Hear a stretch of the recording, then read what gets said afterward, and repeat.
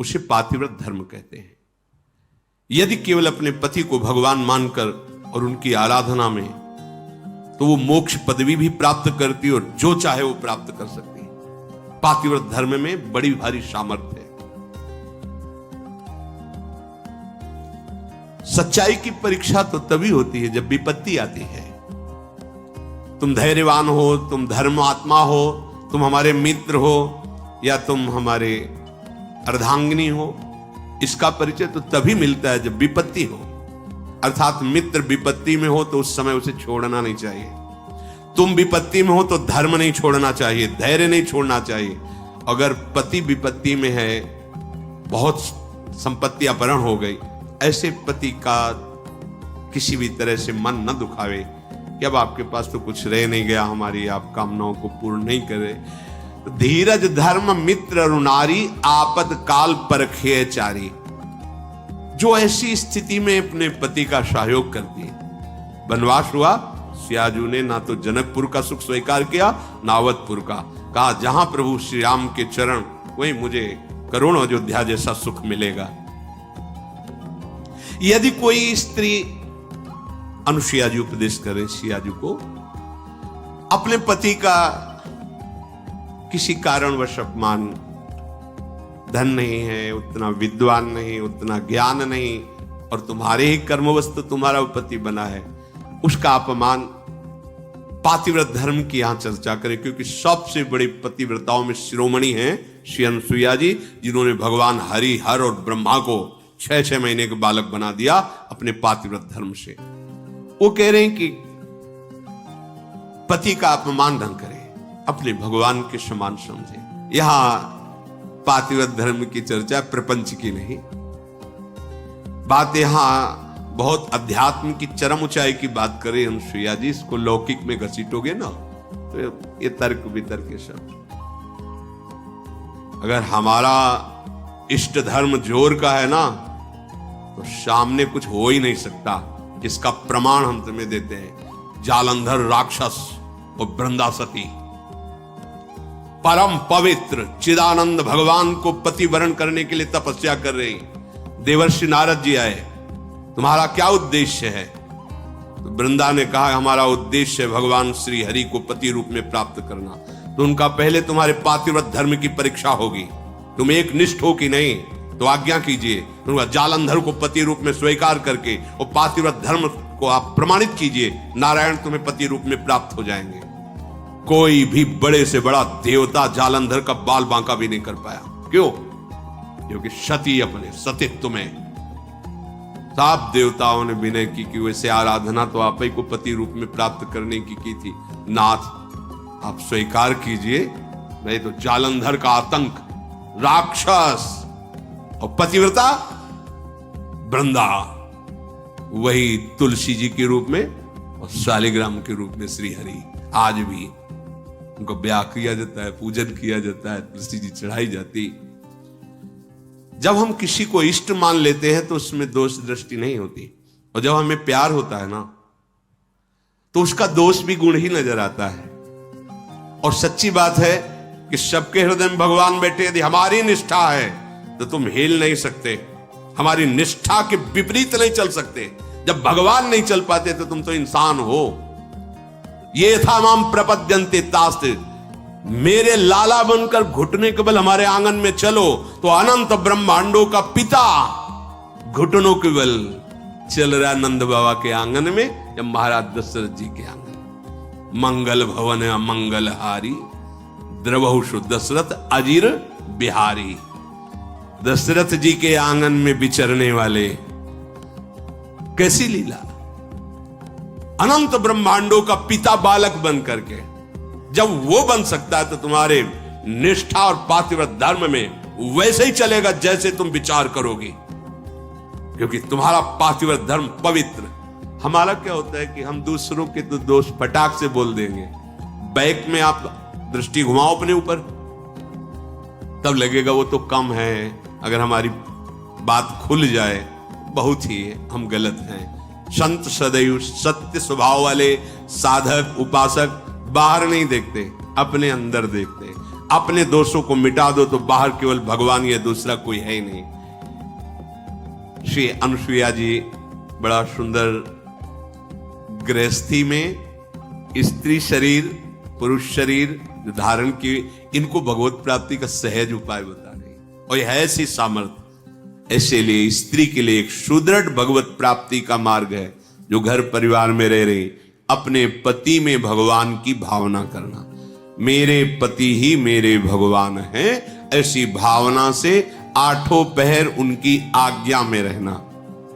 जैसे कोई प्रश्न कर सकता है कि अगर पति ही दुराचारी हो तो शास्त्रों में वर्णन किया गया है कि आप अपने भाव रखिए और फिर विधान जैसा होगा अपने आप दूरी बना दे, क्योंकि आप और आपके पति के बीच में भगवान का भाव है ना, वो संभाल लेंगे, वो आपको बचा लेंगे, वो आपको दूर कर देंगे। ऐसा भी हो सकता है। अलग अलग मायाकृत रूप हैं और आंतरिक भाव में जाएंगे जब विचार पे, तो आपके ही कर्म का फल भुगताने के लिए ऐसा स्वभाव वाला पति दिया गया है, ऐसी भावना। तो हमारे ही कर्म निश्चित, अपने कर्म के प्रभाव से ही पति का वरण होता है। जैसे हमारे कर्म गायत्री के अनुष्ठान के द्वारा गायत्री जी को प्रसन्न करके जो कन्या प्रकट की थी, उनका नाम सावित्री जी हुआ था।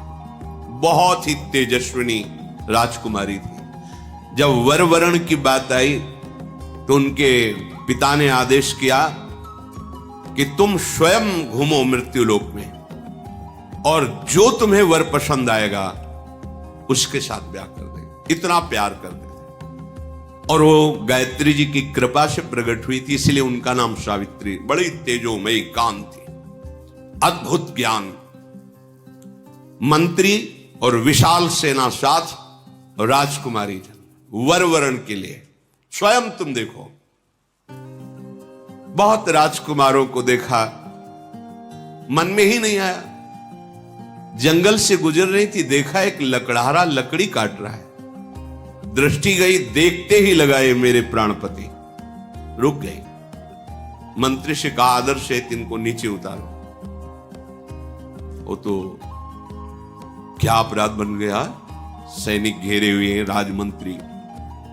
हाथ जोड़कर राजकुमारी ने कहा मैं आपको पति रूप में वरण करती हूं। उनका आप नेत्र हैं आपके, आप देख पा रहे हैं मैं कौन हूं।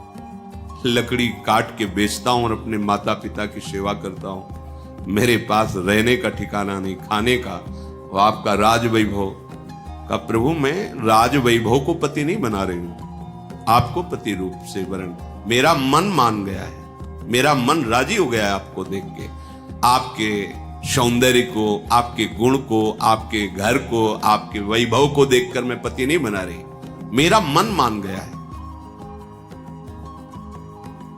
आपके माता पिता कहाँ हैं? बोले जंगल में एक झोपड़ी में विराजमान।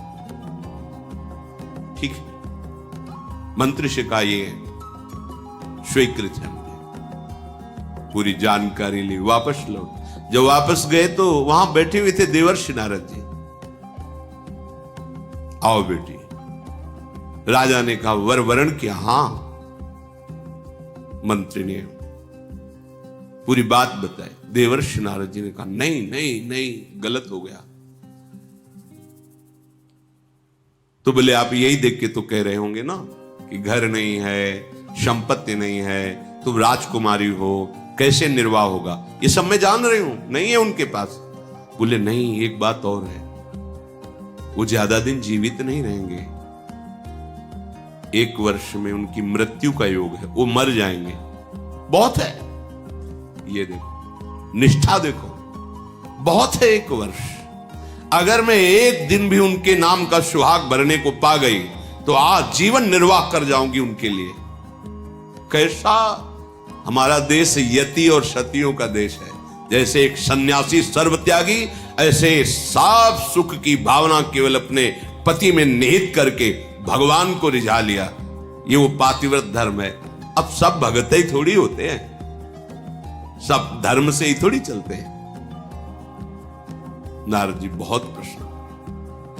उन्होंने कहा एक बार जिसका वरण कर लिया बस।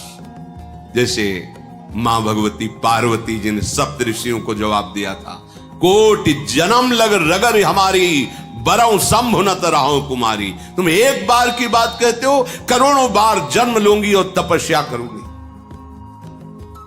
वो वर के रूप में वरण करूंगी तो महादेव को ही वरण करूंगी। माना महादेव अवगुण भवन, विष्णु सकल गुण खान, जेहि कर मन जेहि सम रमे, ते ते ही संत। मान गए आपकी बात पर, मेरा मन रम गया है शिव में, करोड़ बार जन्म लूंगी लेकिन महादेव को ही वरण करूं। ये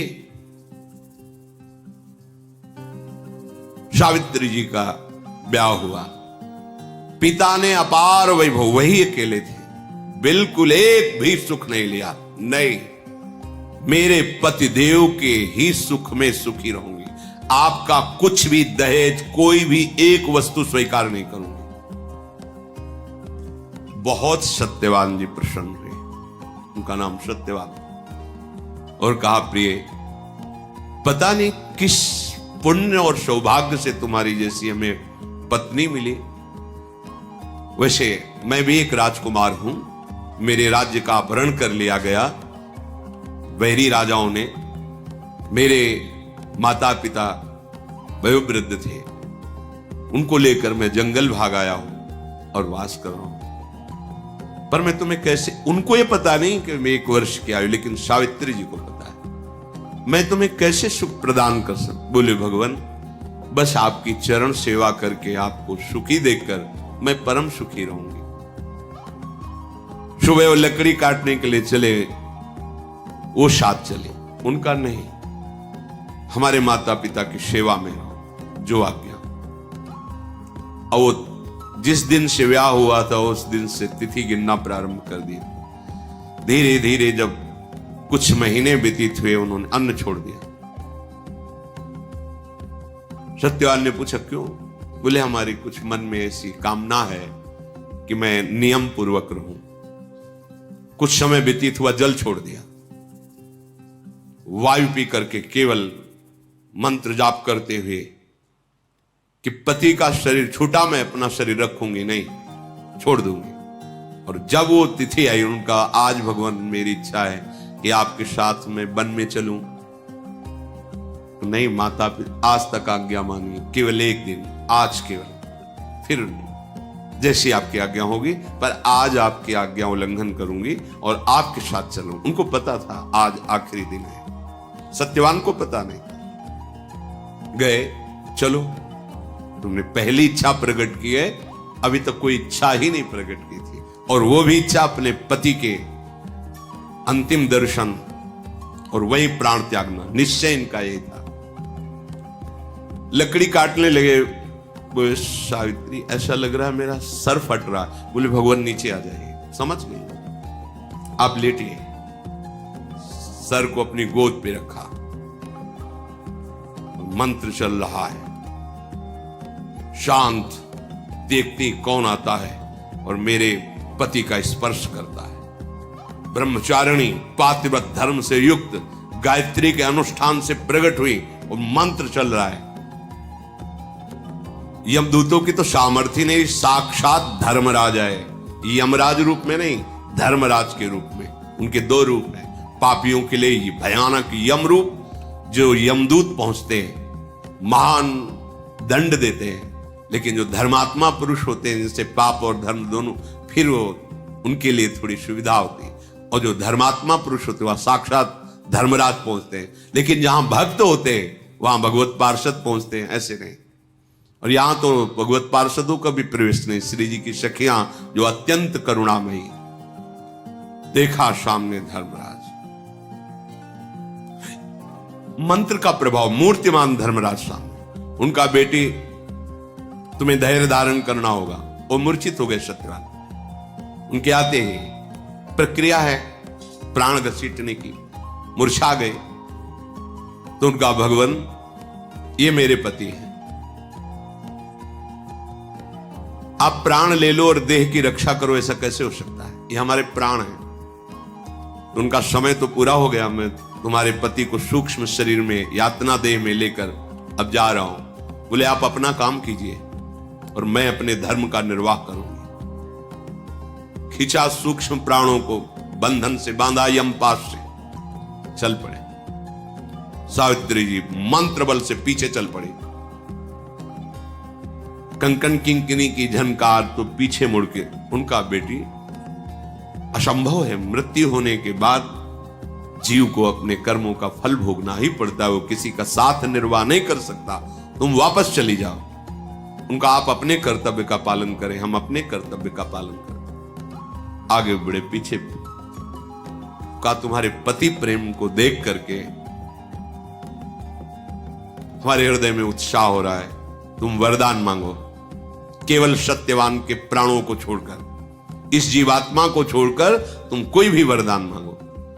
उनका सुना है हमारे सास ससुर राजा थे, उनका राज्य वैभव उनको पुनः प्राप्त हो जाए, उनके नेत्रों की ज्योति प्रकट हो जाए, ऐसी हमारी इच्छा है।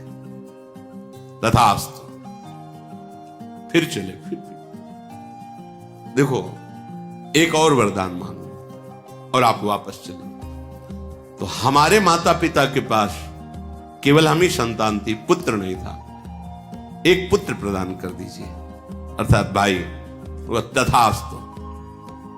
फिर देखो बेटी, हम तुम्हें बार बार कह रहे हैं, यहां से आगे की यात्रा सूक्ष्म देह से होती है, स्थूल शरीर से नहीं। तुम अपने पातिव्रत धर्म से युक्त हो, इसलिए मुझे देख पा रहे हो, मेरे साथ चल रहे हो, पर अब उचित नहीं है। एक और वरदान मांग लो। तो अब मुझे भी एक पुत्र चाहिए। उनका तथास्तु। बोले रुक जाओ, मैं एक पतिव्रता हूं और बिना पति के संतान कैसे हो सकती? धर्मराज जी फंस गए, पतिव्रता के वचन में धर्मराज जी फंस गए, सत्यवान को छोड़ना पड़ा। ये उसी पातिव्रत धर्म का वर्णन पीछे हमने कई बार सुना है। कश्यप ऋषि से कहा कि मैं वो पेड़ की बगुली नहीं हूं जो तुम्हारे देखने से भस्म हो जाएगी, मैं एक पतिव्रता हूं। पातिव्रत धर्म